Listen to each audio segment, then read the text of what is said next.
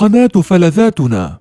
سبحانك ربي يا رحمن، يا من كرمت بني الإنسان، وجعلت الأسرة تجمعنا وتقينا من لفح الحرمان. إن قام الأب بتربية للروح وأيضا للأبدان، وزرع الخير بأبناء وأسس ذياك البنيان، فسيحصد من ذلك خيرا وسيهزم أجناد الشيطان، ويؤسس بيتا للتقوى ويؤيد من رب منان، ويعامل زوجا بالحسنى ويعمر بيتا بالإحسان. قناة فلذاتنا. ويحفظ للأخت محبة،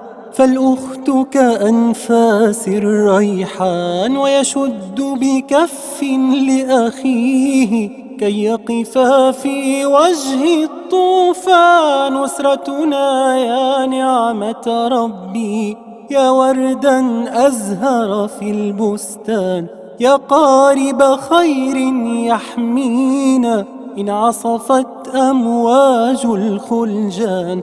إن عاشت أسرتنا بشرع سنكون معا في بر أمان، سنكون معا في بر أمان. قناة فلذاتنا. Is a unique patterning of behavioral and cognitive ability of a person or a learner as it relates to his psychophysical system, which determines his interactions with his environment. If you look at this definition very well, you will discover that there are some critical points in it, which is unique patterning, psychophysical system, and at the same time cognitive and behavioral aspect of it. Now, looking at it, when we say something is unique, when we say personality is a unique patterning, what is the meaning of unique patterning? That means unique patterning in a person means that something that is special. It's a specific natural force, something that is a specific natural force in a person, in character and in behavior. It's a trait, something that is unique, like a trait in a person. What is a trait? An innate tendencies, a specific natural force that make up the character of a person or a learner or a child. That is a trait. So, for us to say that personality is a unique patterning of behavioral and cognitive ability of a person, meaning that a trait in a person, in terms of his thinking, which is cognitive, in terms of his mental working, relating to the external operation of his system, which is the character, the physical body system of a child, both of them coming together, the brain, the cognitive ability and behavioral ability of a child coming together form, his character and his interaction with his environment and the people around him. So that is just what the definition is talking about, saying that personality is a unique patterning of behavioral and cognitive ability of a person that's related to his psychophysical system, which determines his interactions with his environment. Now, we'll be going to the second stage, which is where we'll be looking at the different personality types that we have. Number one, of course, before we go into that, I want you to realize that in a classroom of 15 to 20 children, you discover that some are doing very well and some are not doing very well. And it is a duty of a teacher to actually know why some children are doing very well and some are not doing very well. It could be because of their personality and personality types. So now, for a teacher to have a better understanding of his children in the classroom, he must know the different personality types that the children carry. And of course, even parents at home, you must know the different type of children that you have. Some children could be quiet while some could may not be, So you need to know how to handle each child according to his or her peculiarities. And all these peculiarities are what we call personality types. So going to the classroom now, we will be looking at the different personality types that we have. And I want to every teacher, every school administrator to please take proper notice of this. Number one, we have a group of children that we call introverts. Introversion. Number one, introvert, or you call it introversion. What is an introversion? Introversion is a system, is a way, is a method, it's an act by which the person involved think inwardly. It's an inward thinking. It's an inward reflection of a situation. It's a total thinking. It's an internal workings, of one's mind about a certain situation. Now, if we say a child is an introverted person, who is an introverted learner? Who is an introverted learner? Who is an introverted student? An introverted student is a student that think inwardly.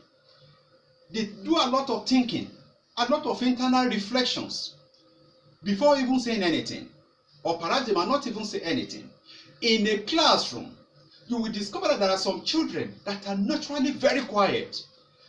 When lecture is going on, when class is going, when classes are going, when teacher is teaching, when teaching is moving, you will discover that this type of children will look very quiet, and they will be listening, and they will be thinking, and they will be following what teacher is doing one after the other. These are introverted learners, introverted students. You discover that they will never be very quick to ask questions, looking very quiet, but what they are doing is internally, is inward.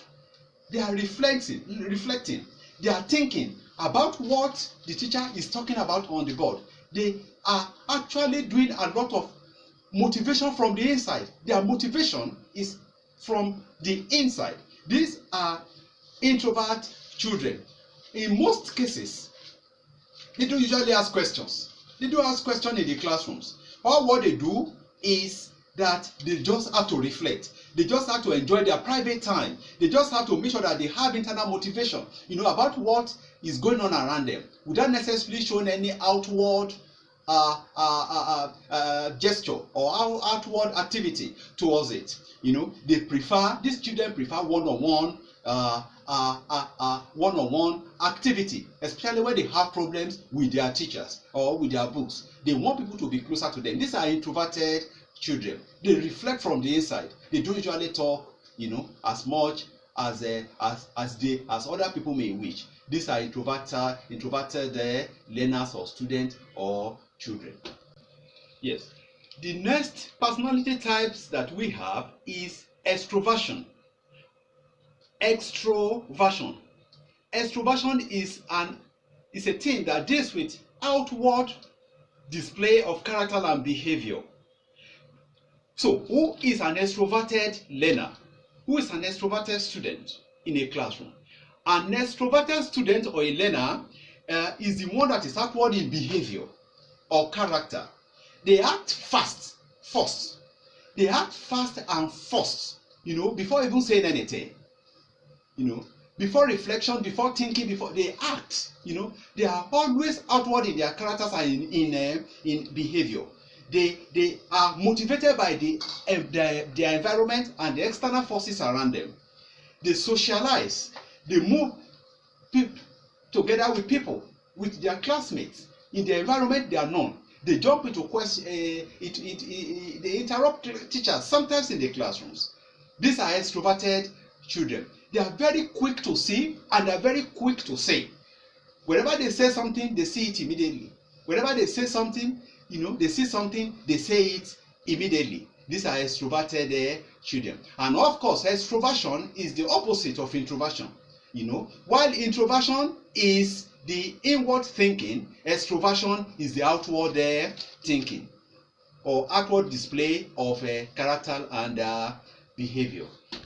Now that we have understood the differences between introverted learners and extroverted learners.